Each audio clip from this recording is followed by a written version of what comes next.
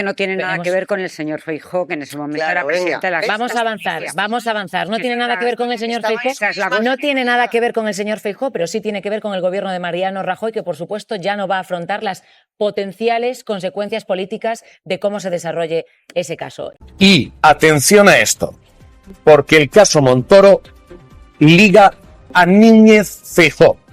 La Xunta de Galicia pagó más de 170.000 euros al despacho de Montoro. Esto es lo que hoy publica El Economista, esto es lo que hoy sabemos y esto es lo que contiene el sumario de Guardia Civil y de UCO. No hay explicaciones de en qué concepto, no hay explicaciones de por qué, pero la cifra 170.000 euros es algo que ahora está bajo investigación a datos que no sabíamos hasta ahora. El juez que investiga a Cristóbal Montoro ha ampliado el caso un año, aunque la ley dice que solo puede prorrogarlo 6 meses. Lo publica hoy El Español. La investigación a la empresa Equipo Económico, que está acusada de cobrar grandes sumas de dinero por conseguir leyes a la carta durante el gobierno de Rajoy, esa investigación se extiende ya 8 años. Vamos a los juzgados de Plaza de Castilla, Marta Hita. Sí, 8 años después el caso Montoro se prorroga y lo hace además con un error del juez que podría ser bastante significativo. El magistrado Rubén Rus ha decidido ampliar la investigación hasta julio de 2027.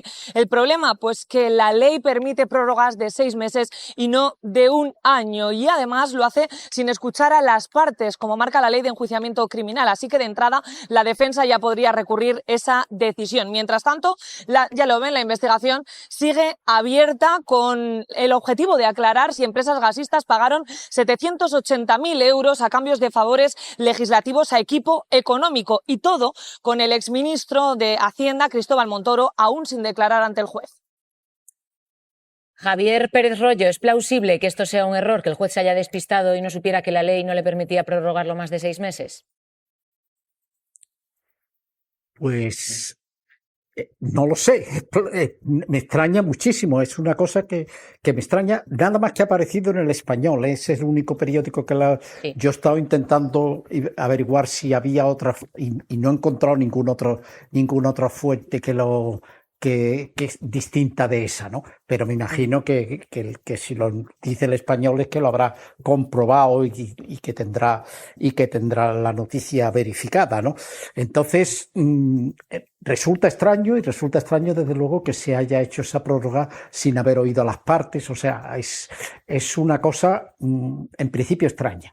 Porque además no es posible que un juez no sepa que eso no lo puede hacer, ¿no? Entonces, no lo sé.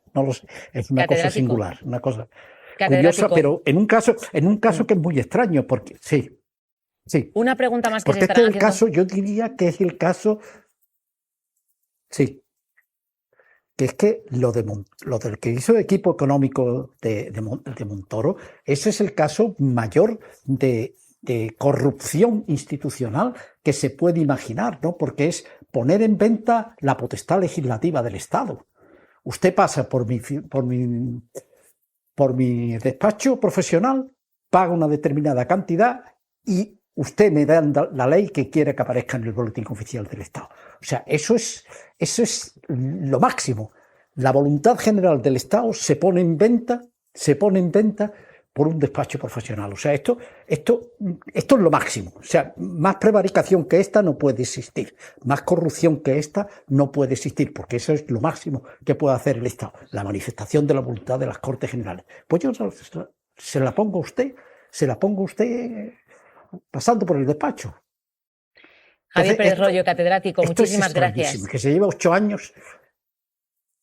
Sí. Muchas gracias a ustedes. Muchas gracias. Estábamos hablando de que son 8 años ya los que han pasado desde que se abrió esta causa, Adela. Sí, son 8 años, han pasado desde que se abre la causa contra Equipo Económico, el despacho del exministro Cristóbal Montoro. Recordemos, hombre fuerte en Hacienda en los 2 gobiernos populares con Aznar y con Rajoy.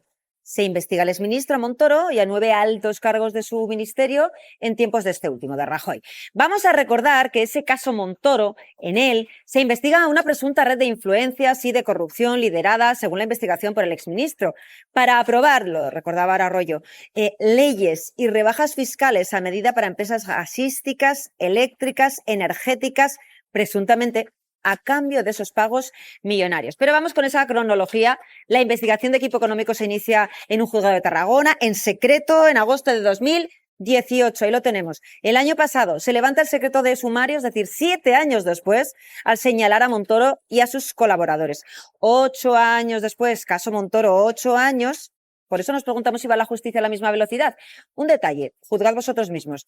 Caso del fiscal general del Estado. El procedimiento se abrió el 15 de octubre del 24, el fallo y la sentencia las conocimos apenas 13 meses después, el 20 de noviembre del año 2025. Pero este caso Montoro tiene más datos, cuando menos sorprendentes. De 28 investigados, 17 no han declarado, entre los que está incluso, se encuentra el propio Montoro, 8 años después. Y ahora la novedad que publica El Español. El juez de Tarragona prolonga de nuevo las diligencias contra Equipo Económico hasta julio del año 2027. Un año más, en contra de lo que ordena la ley procesal penal y sin escuchar a las partes. Esa misma ley permite ampliar la investigación, pero de 6 en 6 meses. Y siempre escuchando a las partes, Aida. El despacho fue fundado por Cristóbal Montoro y cuando tuvo que dejar la actividad del despacho, Equipo Económico se llama, es un despacho muy conocido, cuando dejó la actividad, cuando pasó a ser ministro de Hacienda del gobierno de Mariano Rajoy, dijo que había vendido su participación en Equipo Económico y que se había desligado completamente. Entonces, básicamente el equipo de colaboradores suyo en Equipo Económico se lo llevó al Ministerio de Hacienda y convirtió el Ministerio de Hacienda en lo que yo llamo ya, y este es el titular, la Agencia Tributaria Patriótica. Agencia Tributaria Patriótica, ATP. En otros términos, convirtió el Ministerio de Hacienda y su agencia tributaria en un instrumento para beneficiar a los clientes del bufete Equipo Económico, que pagaban unas cantidades a cambio de una legislación que debía ser aprobada por el gobierno de Mariano Rajoy. Y de esta legislación se ocupaba Montoro y sus colaboradores. Tenemos colaboradores muy importantes de Montoro. Tenemos a Ricardo Martín Rico, que fue secretario de Estado de Presupuestos en el año 2003, en la época de José María Aznar, entre el 2003 y el 2004. Era muy importante lo de Ricardo Martínez Rico porque esta era la persona de los que se encargaba de la elaboración de los presupuestos y buena parte de la actividad que vendía el Equipo Económico, este bufete, a las empresas, en este caso empresas gasistas, del sector del gas, tenían que ver con legislación que tenía que ser contemplada luego en los presupuestos generales del Estado. Pero tenemos otros personajes como digamos, el director de la agencia tributaria, el señor Menéndez, como digo, de lo que yo llamo ya, a raíz del auto del juez Rubén Rus de Tarragona, del 2 de Tarragona, la agencia patriótica, la agencia tributaria patriótica, ATP. Digo esto por aquello de la policía patriótica, que es un término que a mí no me gusta mucho, pero que, dado que se ha hecho popular, digamos, conviene ceder los principios, o por lo menos las reticencias, y con esto quiero decir que la ATP se convirtió en un instrumento de beneficiar a aquellos clientes de Equipo Económico que pagaban una cantidad para conseguir una serie de ventajas en términos legales, en este caso las empresas gasistas, y también en otras piezas de esta causa, porque le digo, Toni, esto és la punta de l'iceberg. Li volia preguntar una cosa que m'ha cridat l'atenció des de l'inici, i és que el titular del jutjat d'instrucció número 2 és de Tarragona, és Rubén Rus Vela, i és qui investiga el cas des de fa 7 anys. I jo li volia preguntar com és que aquest cas s'ha investigat a Tarragona i quin és l'origen de la investigació, és a dir, com va començar aquesta investigació, i vostè m'apunta que això és la punta de l'iceberg. Què més pot venir en uns propers dies o en uns propers mesos? Bueno, vamos a ver, Toni. La causa no empieza en Tarragona, la causa empieza en Madrid. La causa empieza en Madrid y se archiva a raíz de una serie de... Que estrany, perdoni, que s'arxivi una causa a Madrid. Em sorprèn, perquè no passa mai. Bueno, se archiva... Sí, es un clásico de correos Madrid. electrónicos. Sí, siempre se archivan causas. Plaza Madrid y tal. Lo que pasa es que los Mossos de Escuadra encuentran en una empresa de gas en Tarragona, Messer, M-E-S-S-E-R, unos correos electrónicos, otros correos electrónicos, y es aquí donde empieza el juez Rubén Rus Vela la investigación. En esa investigación es designada la fiscal anticorrupción Carmen García Cerdá. Ella se ocupa de la investigación, la Fiscalía Anticorrupción se ocupa por la parte de la Fiscalía y el juez sigue adelante. Como digo, cuando digo es la punta del iceberg, quiero decir que hay varias piezas. No, li dic el juez, diga, perdone. El juez nos dice en este auto, que es un auto muy bueno, muy explícito, muy claro, muy bien redactado. Bueno, ha tenido muchos años para hacerlo.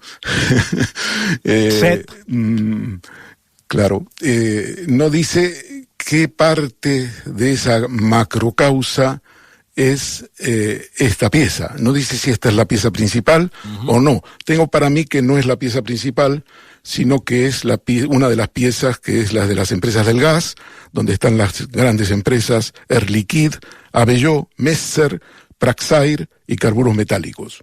Vamos, los grandes del sector del gas.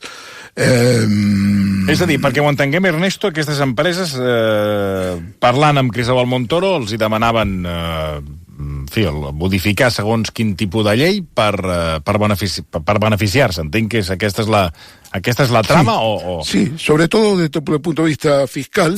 Querían una cierta legislación I Cristóbal Montoro els hi feia mida a canvi d'uns diners al seu despatx d'advocats. Sí, pero primero era la negativa total. Durante un par de años hubo negativa total. Y luego hay un cambio radical en la medida en que ellos acuden a equipo económico como intermediario. Y al acudir a equipo económico hace el lobby y todo aquello que se le había negado antes, a partir de que pagan, se le aprueba. Bueno, es un lobby en la cabeza del Ministerio de Hacienda. En la cúpula del Ministerio de Hacienda es un lobby. Nunca hemos visto esto en España. En la historia económica y política española de las grandes corrupciones, esto no ha existido jamás. Es el copamiento del Ministerio de Hacienda y de la Agencia Tributaria.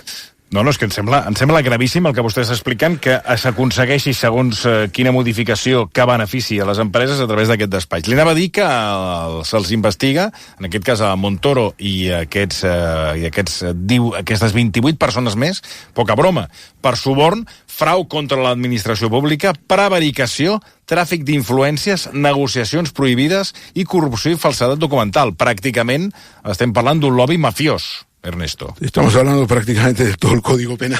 Clar, és que poca broma, perquè aquí hem enumerat un grapat de causes penals. Vull dir que es tremendo, además, por la audacia, porque no es una corruptela, es un sistema de corrupción institucional en el Ministerio de Hacienda, por parte del ministro que ha hecho la amnistía en este país. Sí, és que amb el que acabem d'explicar realment quedes realment sorprès. Vostè ens ha fet recuperar... Insisto en las empresas, y no solamente las empresas, sino que también las asociaciones que reúne a las gasistas, ¿no? La AFGIM, que coordinaba y redactaba, y muchas de las versiones que se aprobaban en el Congreso de los Diputados venían desde el Ministerio de Hacienda directamente redactadas por ellas. Y las que no eran directamente redactadas eran bajo influencia de ellas, los textos. Es decir, estamos hablando de un caso que el juez ha investigado a conciencia, y yo creo que hay que poner en valor al juez Rus, porque él se encontró con muchas dificultades para investigar. Primero porque ha habido una división en la Fiscalía Anticorrupción, donde la Carmen García Cerdá, yo ya lo expliqué aquí, usted no se acordará, fue sancionada con una multa de 1.000 euros, presuntamente por desobedecer al fiscal jefe anticorrupción, el señor Alejandro Luzón. Ella fue separada de la causa general y solo está a cargo, supervisada en esta causa de las empresas gasistas. Ella sigue siendo la fiscal aquí, pero tutelada.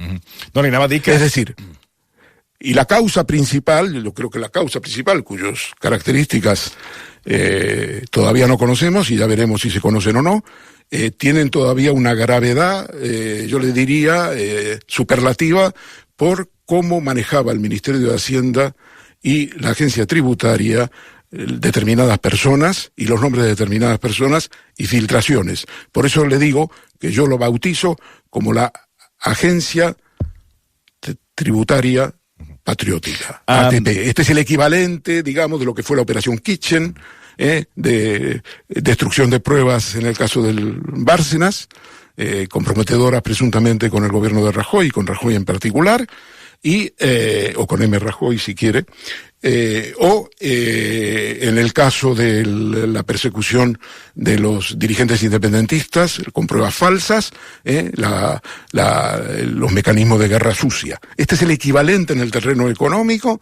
y también en el terreno político, porque van a surgir nombres muy importantes. Es posible que los expurguen, es posible que no se investiguen, pero ya le digo yo que ya se están personando en la causa nombres como Juan Carlos Monedero, que fue objeto de una investigación tributaria, recordará usted, al comienzo de Podemos, al comienzo de que Podemos remontaba vuelo. Y también Rodrigo Rato, que fue objeto de una investigación tributaria, y hay otros nombres. Però le asseguro que esto és la punta de l'iceberg. Però aquests noms ho diu perquè van ser investigats per aquest grup de persones del Ministeri o a l'inrevés? O sigui, van negociar amb el despatx? El Ministerio, todo el tema del caso Pujol, por ejemplo, de las filtraciones de la... Vol dir que el Ministeri d'Hisenda va operar contra aquestes persones? Sí, exactamente. Exactamente. A tot això ens ha fet recuperar un document de l'any 2015. Què ens exposa aquest document al Congrés de Cristóbal Montoro? Ernesto. Un document on Montoro va negar aquest any 2015 que s'hagués impulsat, vostè ens ha fet recordar aquest document, va negar que s'hagués impulsat una amnistia fiscal. En España no ha habido una amnistía fiscal. Eso es lo que se demuestra. Significa la amnistía fiscal, según la Real Academia de la Lengua, el olvido legal de delitos que extingue la responsabilidad de sus autores. Y lo que estamos viendo es que no ha habido extinción de la responsabilidad de sus autores. ¿Lo ha entendido por fin, señor Saura? ¿O vamos a necesitar que haya cientos de casos de estos? Pero si lo ha entendido ya su grupo parlamentario, también le diría que se lo explique al señor Sánchez, a ver si se deja ya de tanta demagogia y hace un planteamiento serio y riguroso de alternativa de políticas económicas a las que está aplicando el gobierno de España, porque el papel de la oposición, señor Saura, es efectivamente ofrecer alternativa y dejarse de populismos y de demagogia. Gracias, señor presidente. Pues no hubo amnistía en España. Si esta es la convicción con la cual Cristóbal Montoro pretenderá convencerle al juez Rus cuando vaya a declarar, en fin, no le veo mucho futuro a su defensa. ¿No hubo una amnistía fiscal en España? ¿Qué es lo que hubo entonces? ¿Una regularización fiscal? Què li parece, Toni? Sí, no, està molt ben trobat. I a tot això també ens vol recordar quan l'any 2010, en plena crisi, quan s'havien de votar al Congrés un seguit de retallades, 2010, per evitar una intervenció exterior, una diputada de Coalició Canària va rebre pressions de Montoro. Ella mateixa va revelar temps després què li va dir. El Partido Popular en aquel momento optó por intentar hacer caer el gobierno. Y gracias a Convergencia y Unión y a los nacionalistas canarios que nos abstuvimos, a pesar de las presiones, y siento que no esté don Cristóbal Montoro, que me dijo que caiga España, que ya la levantaremos nosotros, gracias a la abstención de Convergencia y Unión y Coalición Canaria, este país no fue intervenido. Montoro no ho va negar i, de fet, va justificar haver-ho dit perquè, segons ell, en aquell moment treballava en una alternativa. Suposo, Ernesto, que vostè també ens volia destacar aquest document per recordar aquestes pressions de Cristóbal Montoro. Claro, quiero decir que Cristóbal Montoro aquí hacía un alarde permanente de la profesionalidad del PP en materia económica, nadie tenía alternativa a la política económica del PP, Rajoy había salvado a España de la intervención, toda una serie de falacias. España no fue intervenida porque para intervenir España o para hacer un rescate en regla total en España se necesitaban 500.000 millones. ¿De dónde iban a sacar esos 500.000 millones? Otra cosa era Portugal y Grecia, que eran países más pequeños, pero la cuarta economía de la eurozona no podía ser rescatada. Y además, si era rescatada España con 500.000 millones, ya le diría yo cuánto se necesitaba para sacar a Italia, porque Italia también estaba en la misma situación que España. Por tanto, todo eso fue una patraña. Rajoy evitó el rescate, él solito. Yo recuerdo una declaración de Montoro en Sevilla, decía, él solito, Mariano Rajoy, no dijo nunca nada, él solito salvó España. Bueno, toda una patraña, una leyenda que se ha transformado en una marca de la casa del Partido Popular, y lo más importante es que detrás de esta fachada lo que vemos es un lobby que funciona con el nombre de Equipo Económico, que Montoro ha fundado, que dijo él que vendió su participación y que pasó luego al Ministerio de Hacienda para trabajar para el gobierno de Rajoy por segunda vez, porque él ya había estado en el primer gobierno de Aznar, junto con Rodrigo Rato, y por tanto lo que tenemos aquí es un lobby instalado en el sillón del Ministerio de Hacienda, con los colaboradores, muchos de ellos que vienen de Equipo Económico y que copan prácticamente la política económica del gobierno del PP. Primero de José María Aznar y más tarde de Mariano Rajoy. Entonces, ya sabemos que en España la actividad del lobby no está regulada. Yo creo que lo comentamos allí la semana pasada. No hay un registro de lobbies en España, por ejemplo. Es un déficit. Cuando hablamos de medidas anticorrupción, eso sería una medida elemental. Entonces, eso habría que hacerlo. Pero ya esto es descarado. Esto es una cosa descarada, tremenda, descarada. Y luego ha utilizado el ministerio, como le digo, para hacer política, entre comillas, a favor del PP y contra aquellos adversarios políticos, incluso dentro del propio partido. Dentro del propio partido, como puede ser el caso de Rodrigo Rato. Y esto es lo que no va a salir ahora, Tony. Esto es una exclusiva que le doy, Esto no va a salir ahora.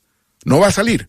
Esto no se va ¿cómo le diría yo? No va a haber un levantamiento del secreto sobre esas otras piezas. Pero que las hay, le aseguro que las hay. Bueno, i si diu que no sortiran ara, primer, per què no sortiran i quan sortiran? No lo sé, porque mire, en el caso este es un caso muy complejo, se viene hablando, ha habido filtraciones de todo tipo, yo mismo he escrito varios artículos sobre la sanción que recibió Carmen García Cerdá, la fiscal anticorrupción, que es la misma fiscal del caso Púnica. He escrito varios artículos explicando que ella tenía discrepancias con el fiscal jefe anticorrupción, el señor Alejandro Luzón. Alejandro Luzón convocó una junta de fiscales donde él tuvo mayoría y ella fue apartada de la pieza principal, y quedó a cargo de esta pieza de los gases, ¿de acuerdo? Eso ocurrió después de una junta.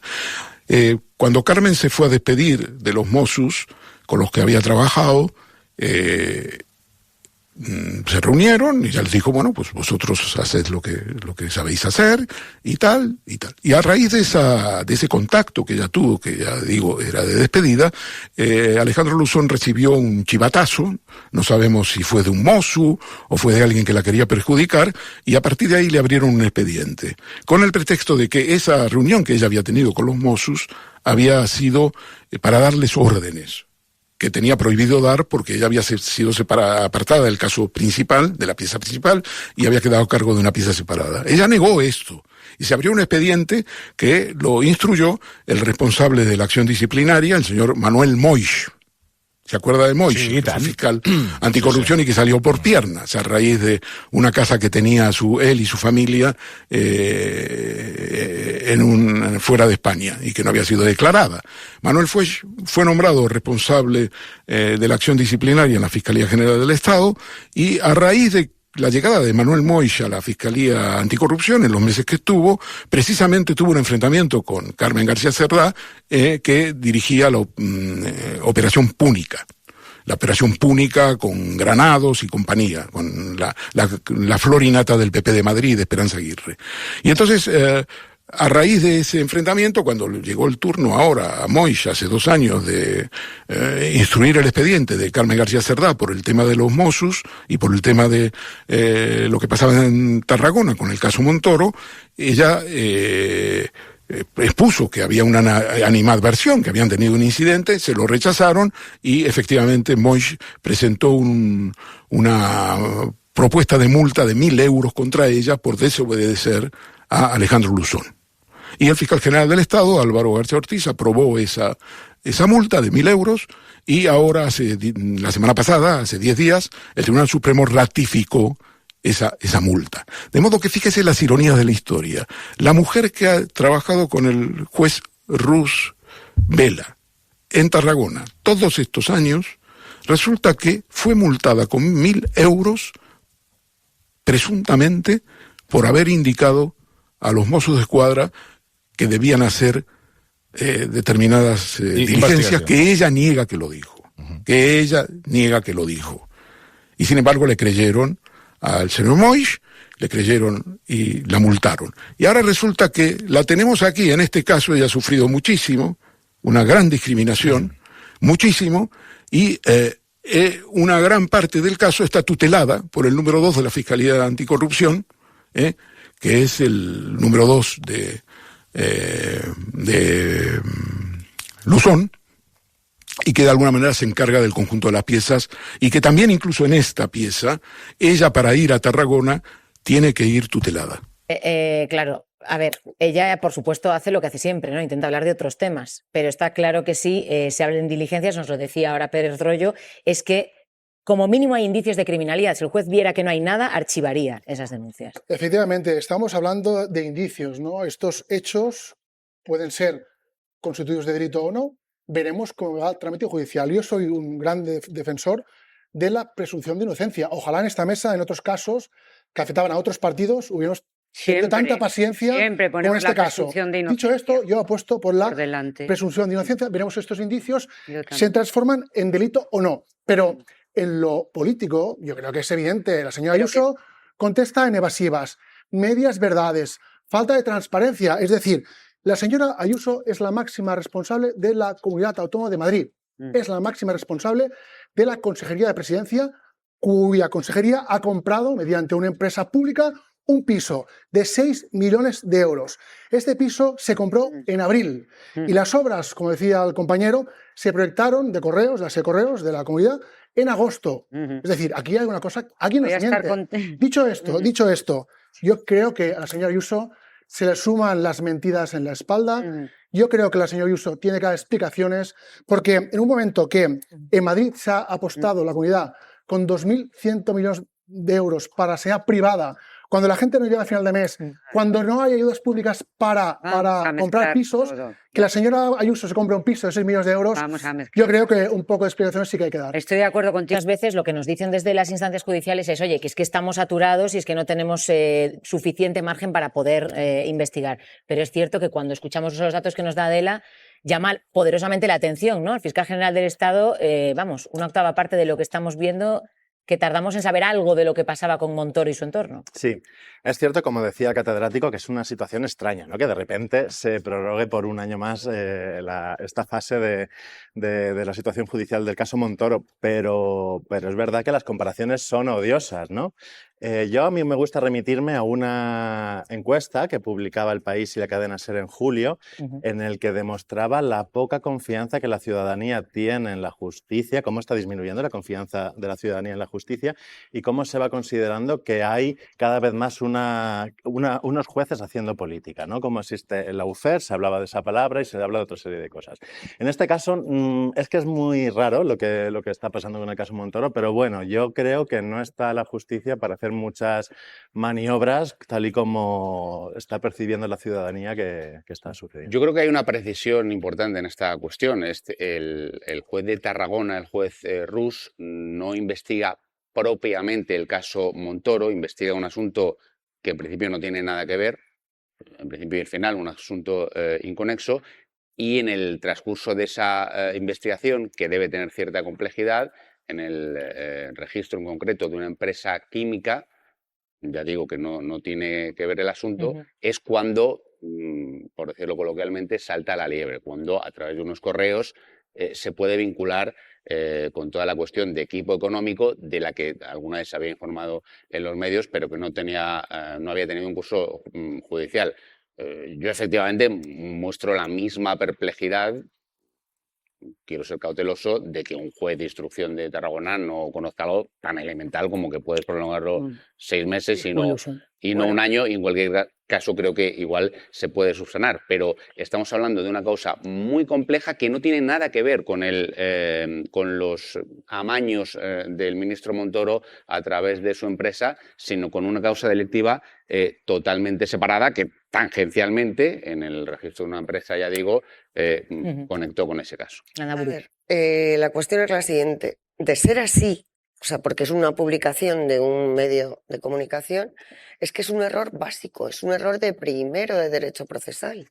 Y además es un error que resulta imposible de creer cuando ha producido ya, me salen a mí cada 6 meses, esta sería la número 13. O sea, 13 veces ha prorrogado la investigación y va y se equivoca esta vez.